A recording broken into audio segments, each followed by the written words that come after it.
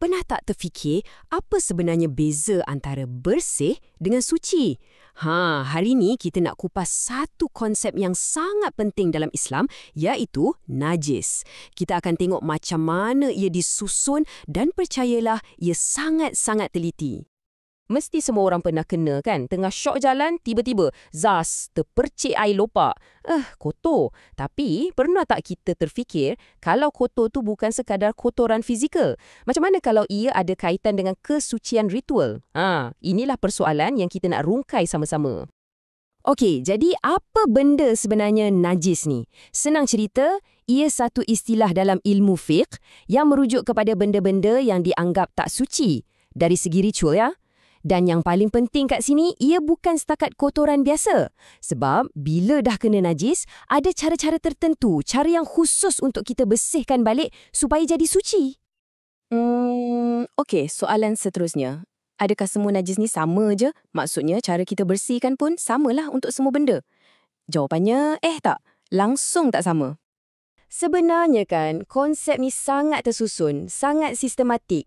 Berdasarkan sumber yang kita rujuk, najis ni dibahagikan kepada 3 peringkat. Ya, 3 level kenajisan yang berbeza. Dan setiap satu tu ada peraturan dia sendiri.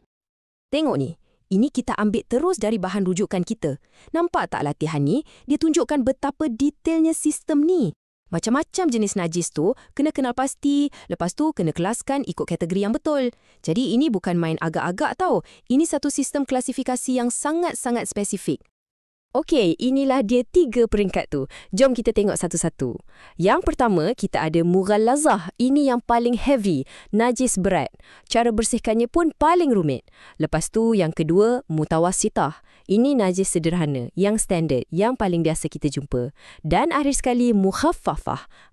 Yang ni yang paling ringan dan paling senang nak sucikan.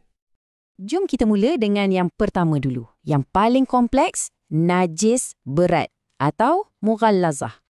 Yang menariknya pasal najis berat ni kan, dia sangat-sangat spesifik. Dia tak merangkumi banyak benda. Cuma 2 haiwan je, anjing dan babi.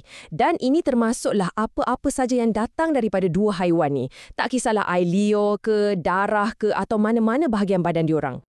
Cara nak bersihkan dia pun memang lain macam sikit. Okey, pertama sekali, kenalah buang dulu benda najis tu. Lepas tu, bahagian yang kena tu, kena basuh sekali dengan air yang dah dicampur dengan tanah. Sekali je dengan air tanah. Dah siap tu, barulah bilas lagi 6 kali dengan air bersih biasa. Nampak tak? Proses dia teliti betul, menunjukkan betapa seriusnya kategori najis ni. Okey, dah selesai yang paling rumit. Sekarang kita tengok 2 lagi kategori. Dan berita baiknya, cara nak bersihkan najis sederhana dengan najis ringan ni, jauh lebih senang. Cuba tengok beza dia. Untuk kategori sederhana, ia merangkumi benda-benda yang kita biasa dengar lah. Macam darah, muntah dan najis biasa. Tapi, cuba tengok yang ringan. Ini sangat-sangat spesifik. Dia hanya merujuk kepada satu benda je. Air kencing bayi lelaki umur bawah 2 tahun yang minum susu ibu semata-mata. Itu je. Bukan bayi perempuan, bukan bayi yang dah makan benda lain. Nampak tak betapa spesifiknya? Cara bersihkan pun confirm lah lain kan?